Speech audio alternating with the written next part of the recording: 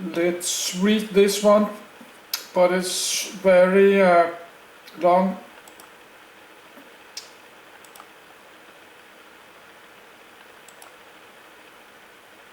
Gottfried Wilhelm Leibniz. Leibniz redirects here. For other uses, see Leibniz, disambiguation. Gottfried Wilhelm Leibniz, the 1st of July, 1646, OS the 21st of June, the 14th of November, 1716, was a German polymath active as a mathematician, philosopher, scientist and diplomat who invented calculus in addition to many other branches of mathematics, such as binary arithmetic and statistics. Leibniz has been called the last universal genius due to his knowledge and skills in different fields and because such people became much less common after his lifetime with the coming of the Industrial Revolution and the spread of specialized labor. He is a prominent figure in both the history of philosophy and the history of mathematics. He wrote works on philosophy, theology, ethics, politics, law, history, philology, games, music, and other studies. Leibniz also made major contributions to physics and technology, and anticipated notions that surfaced much later in probability theory, biology, medicine, geology, psychology, linguistics and computer science. In addition, he contributed to the field of library science by devising a cataloging system whilst working at the Herzog August Library in Wolfenbüttel, Germany, that would have served as a guide for many of Europe's largest libraries. Leibniz's contributions to a wide range of subjects were scattered in various learned journals, in tens of thousands of letters and in unpublished manuscripts. He wrote in several languages, primarily in Latin, French and German. As a philosopher, he was a leading representative of 17th century rationalism and idealism. As a mathematician, his major achievement was the development of the main ideas of differential and integral calculus, independently of Isaac Newton's contemporaneous developments. Mathematicians have consistently favored Leibniz's notation as the conventional and more exact expression of calculus. In the 20th century, Leibniz's notions of the law of continuity and transcendental law of homogeneity found a consistent mathematical formulation by means of non-standard analysis. He was also a pioneer in the field of mechanical calculators. While working on adding automatic multiplication and division to Pascal's calculator, he was the first to describe a pinwheel calculator in 1685 and invented the Leibniz wheel, later used in the arithmometer, the first mass-produced mechanical calculator. In philosophy and theology, Leibniz is most noted for his optimism, i.e. his conclusion that our world is, in a qualified sense, the best possible world that God could have created, a view sometimes lampooned by other thinkers, such as Voltaire in his satirical novella Candide. Leibniz, along with René Descartes and Baruch Spinoza, was one of the three influential early modern rationalists. His philosophy also assimilates elements of the scholastic tradition, notably the assumption that some substantive knowledge of reality can be achieved by reasoning from first principles or prior definitions. The work of Leibniz anticipated modern logic and still influences contemporary analytic philosophy, such as its adopted use of the term possible world to define modal notions. Biography, edit. Early life, edit. Gottfried Leibniz was born on July 1st, OS, the 21st of June, 1646, in Leipzig, Saxony, to Friedrich Leibniz, 1597–1652, and Katharina Schmuck, 1621–1664. He was baptized 2 days later at St. Nicholas Church, Leipzig. His godfather was the Lutheran theologian Martin Geyer, d. His father died when he was 6 years old, and Leibniz was raised by his mother. Leibniz's father had been a professor of moral philosophy at the University of Leipzig, where he also served as dean of philosophy. The boy inherited his father's personal library. He was given free access to it from the age of 7, shortly after his father's death. While Leibniz's schoolwork was largely confined to the study of a small canon of authorities, his father's library enabled him to study a wide variety of advanced philosophical and theological works, ones that he would not have otherwise been able to read until his college years. Access to his father's library, largely written in Latin, also led to his proficiency in the Latin language, which he achieved by the age of 12. At the age of 13 he composed 300 hexameters of Latin verse in a single morning for a special event at school. In April 1661 he enrolled in his father's former university at age 14. There he was guided, among others, by Jacob Thomasius, previously a student of Friedrich. Leibniz completed his bachelor's degree in philosophy in December 1662. He defended his Disputatio Metaphysica de Principio Individi, metaphysical disputation on the principle of individuation, which addressed the principle of individuation, on the 9th of June, 1663, OS the 30th of May, presenting an early version of monadic substance theory. Leibniz earned his master's degree in philosophy on the 7th of February, 1664. In December 1664 he published and defended a dissertation Specimen Questionum Philosophicarum ex Jure Collectorum, an essay of collected philosophical problems of right, arguing for both a theoretical and a pedagogical relationship between philosophy and law. After 1 year of legal studies, he was awarded his bachelor's degree in law on the 28th of September, 1665. His dissertation was titled De Conditionibus, on conditions. In early 1666, at age 19, Leibniz wrote his first book, De Arte Combinatoria, on the combinatorial art, the first part of which was also his habilitation thesis in philosophy, which he defended in March 1666. De Arte Combinatoria was inspired by Raymond Lull's Ars Magna and contained a proof of the existence of God, cast in geometrical form, and based on the argument from motion.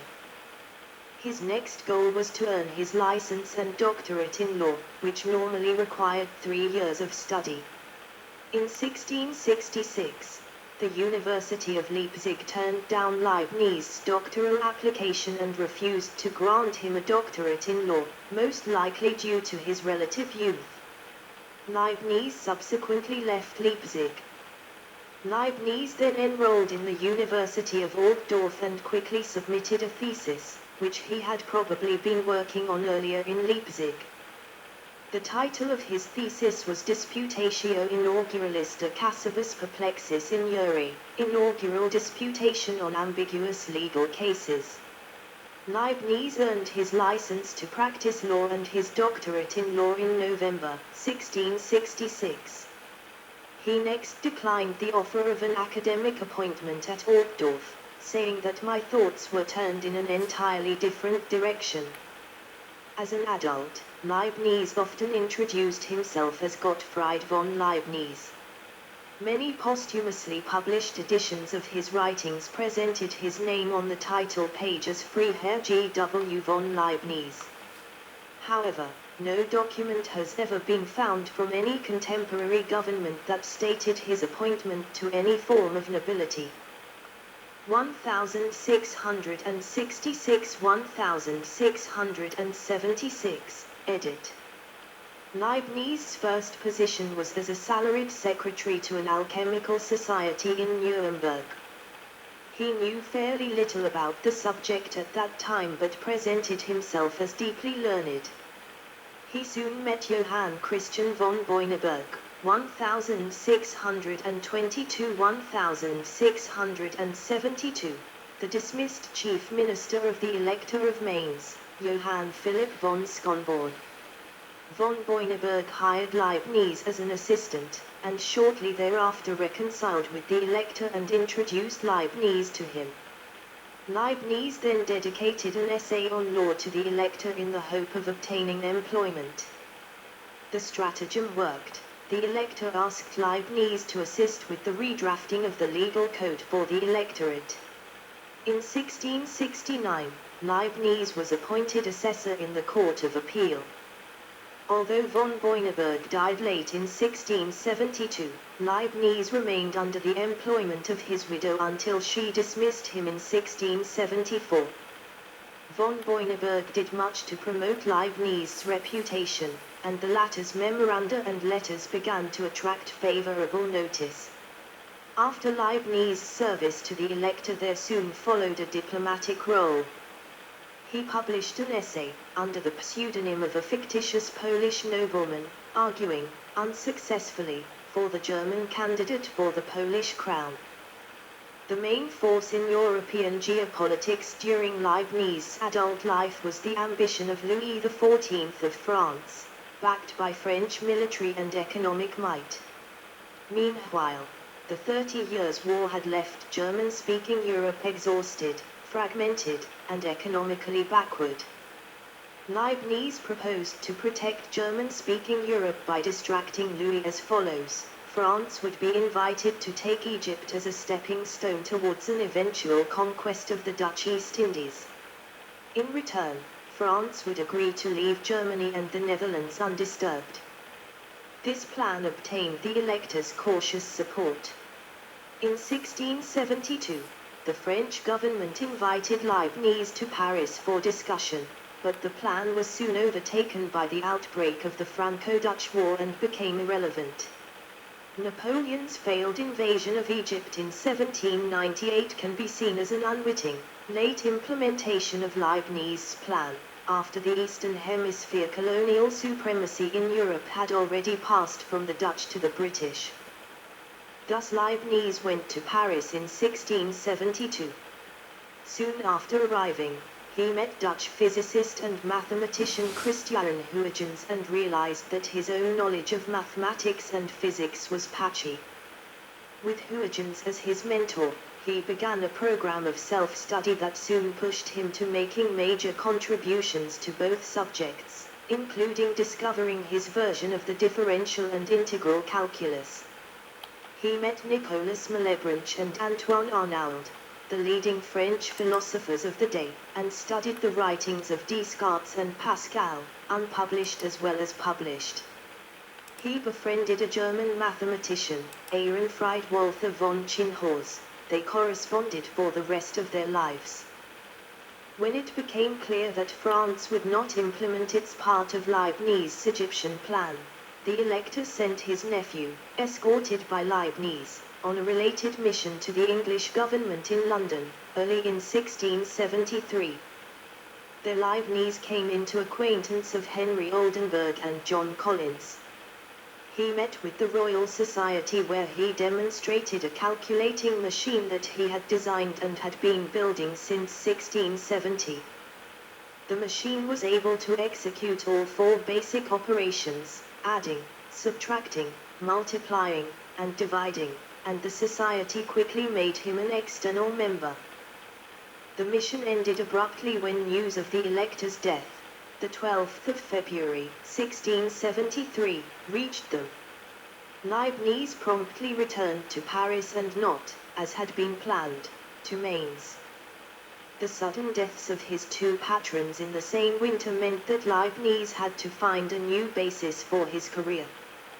In this regard, a 1669 invitation from Duke John Frederick of Brunswick to visit Hanover proved to have been fateful.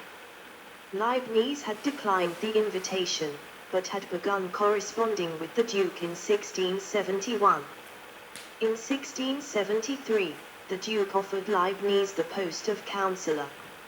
Leibniz very reluctantly accepted the position 2 years later, only after it became clear that no employment was forthcoming in Paris, whose intellectual stimulation he relished, or with the Habsburg imperial court. In 1675 he tried to get admitted to the French Academy of Sciences as a foreign honorary member, but it was considered that there were already enough foreigners there and so no invitation came. He left Paris in October 1676. House of Hanover, 1676-1716, edit. Leibniz managed to delay his arrival in Hanover until the end of 1676 after making one more short journey to London, where Newton accused him of having seen his unpublished work on calculus in advance. This was alleged to be evidence supporting the accusation, made decades later, that he had stolen calculus from Newton. On the journey from London to Hanover, Leibniz stopped in The Hague where he met van Leeuwenhoek, the discoverer of microorganisms. He also spent several days in intense discussion with Spinoza, who had just completed, but had not published, his masterwork, The Ethics. Spinoza died very shortly after Leibniz's visit. In 1677, he was promoted, at his request, to Privy Councillor of Justice, a post he held for the rest of his life. Leibniz served 3 consecutive rulers of the House of Brunswick as historian, political advisor, and most consequentially, as librarian of the Ducal Library. He thenceforth employed his pen on all the various political, historical, and theological matters involving the House of Brunswick. The resulting documents form a valuable part of the historical record for the period. Leibniz began promoting a project to use windmills to improve the mining operations in the Harz Mountains. This project did little to improve mining operations and was shut down by Duke Ernst August in 1685. Among the few people in North Germany to accept Leibniz were the Electress Sophia of Hanover, 1630-1714, her daughter Sophia Charlotte of Hanover, 1668-1705, the Queen of Prussia and his avowed disciple, and Caroline of Ansbach, the consort of her grandson, the future George II. To each of these women he was correspondent, advisor, and friend. In turn, they all approved of Leibniz more than did their spouses and the future King George I of Great Britain. The population of Hanover was only about 10,000, and its provinciality eventually grated on Leibniz. Nevertheless, to be a major courtier to the House of Brunswick was quite an honor, especially in light of the meteoric rise in the prestige of that house during Leibniz's association with it. In 1692, the Duke of Brunswick became a hereditary elector of the Holy Roman Empire. The British Act of Settlement 1701 designated the Electress Sophia and her descent as the royal family of England, once both King William III and his sister-in-law and successor, Queen Anne, were dead. Leibniz played a role in the initiatives and negotiations leading up to that act, but not always an effective one. For example, something he published anonymously in England, thinking to promote the Brunswick cause, was formally censured by the British Parliament. The Brunswicks tolerated the enormous effort Leibniz devoted to intellectual pursuits unrelated to his duties as a courtier, pursuits such as perfecting calculus, writing about other mathematics, logic, physics, and philosophy, and keeping up a vast correspondence. He began working on calculus in 1674, the earliest evidence of its use in his surviving notebooks is 1675. By 1677 he had a coherent system in hand, but did not publish it until 1684. Leibniz's most important mathematical papers were published between 1682 and 1692, usually in a journal which he and Otto Menck founded in 1682, the Acta Eruditorum. That journal played a key role in advancing his mathematical and scientific reputation, which in turn enhanced his eminence in diplomacy, history, theology, and philosophy.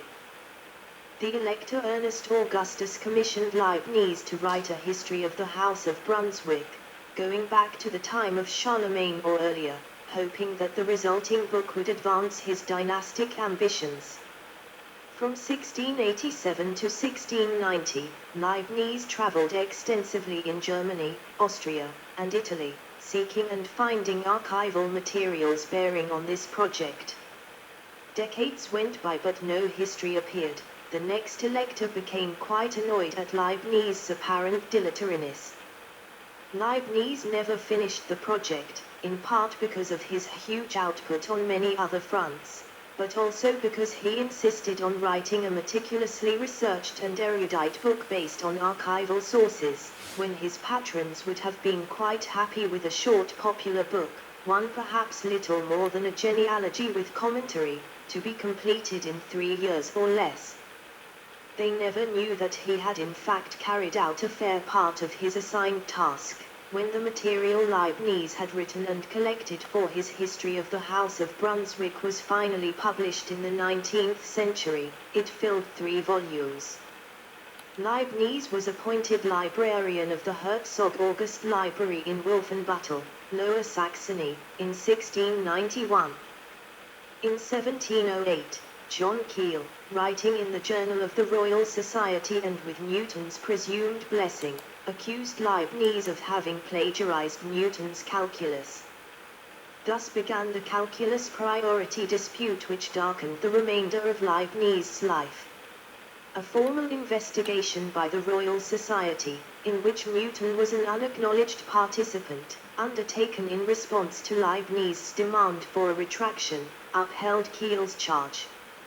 Historians of mathematics writing since 1900 or so have tended to acquit Leibniz, pointing to important differences between Leibniz's and Newton's versions of calculus.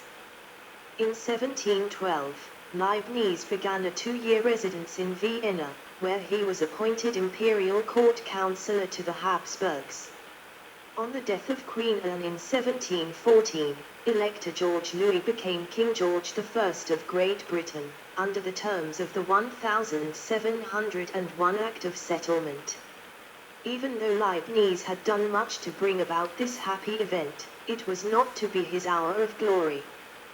Despite the intercession of the Princess of Wales, Caroline of Ansbach, George I forbade Leibniz to join him in London until he completed at least 1 volume of the history of the Brunswick family his father had commissioned nearly 30 years earlier. Moreover, for George I to include Leibniz in his London court would have been deemed insulting to Newton, who was seen as having won the calculus priority dispute and whose standing in British official circles could not have been higher. Finally, his dear friend and defender, the Dowager Electress Sophia, died in 1714. In 1716, while traveling in northern Europe, the Russian Tsar Peter the Great stopped in Bad Pyrmont and met Leibniz, who took interest in Russian matters since 1708 and was appointed advisor in 1711. Death, edit. Leibniz died in Hanover in 1716. At the time, he was so out of favor that neither George I, who happened to be near Hanover at that time, nor any fellow courtier other than his personal secretary attended the funeral. Even though Leibniz was a life member of the Royal Society and the Berlin Academy of Sciences, neither organization saw fit to honor his death. His grave went unmarked for more than 50 years. He was, however, eulogized by Fontenelle, before the French Academy of Sciences in Paris, which had admitted him as a foreign member in 1700. The eulogy was composed at the behest of the Duchess of Orleans, a niece of the Electress Sophia. Personal life, edit. Leibniz never married. He proposed to an unknown woman at age 50, but changed his mind when she took too long to decide. He complained on occasion about money, but the fair sum he left to his sole heir, his sister's stepson, proved that the Brunswicks had paid him fairly well. In his diplomatic endeavors, he at times verged on the unscrupulous, as was often the case with professional diplomats of his day. On several occasions, Leibniz backdated and altered personal manuscripts, actions which put him in a bad light during the calculus controversy. He was charming, well-mannered, and not without humor and imagination. He had many friends and admirers all over Europe. He was identified as a Protestant and a philosophical theist. Leibniz remained committed to Trinitarian Christianity throughout his life. Philosophy, edit. Leibniz's philosophical thinking appears fragmented because his philosophical writings consist mainly of a multitude of short pieces, journal articles, manuscripts published long after his death, and letters to correspondents. He wrote 2 book-length philosophical treatises, of which only the Theodicy of 1710 was published in his lifetime. Leibniz dated his beginning as a philosopher to his Discourse on Metaphysics, which he composed in 1686 as a commentary on a running dispute between Nicolas Malebranche and Antoine Arnauld. This led to an extensive correspondence with Arnauld. It and the Discourse were not published until the 19th century. In 1695, Leibniz made his public entry into European philosophy with a journal article titled New System of the Nature and Communication of Substances. Between 1695 and 1705, he composed his new essays on human understanding, a lengthy commentary on John Locke's 1690, an essay concerning human understanding, but upon learning of Locke's 1704 death, lost the desire to publish it, so that the new essays were not published until 1765. The Monadology, composed in 1714 and published posthumously, consists of 90 aphorisms. Leibniz also wrote a short paper, Primae Veritates, First Truths, first published by Louis Couturat in 1903, pp. 518523, summarizing his views on metaphysics. The paper is undated. That he wrote it while in Vienna in 1689 was determined only in 1999, when the ongoing critical edition finally published Leibniz's philosophical writings for the period 1677–1690. Couturat's reading of this paper influenced much 20th century thinking about Leibniz, especially among analytic philosophers.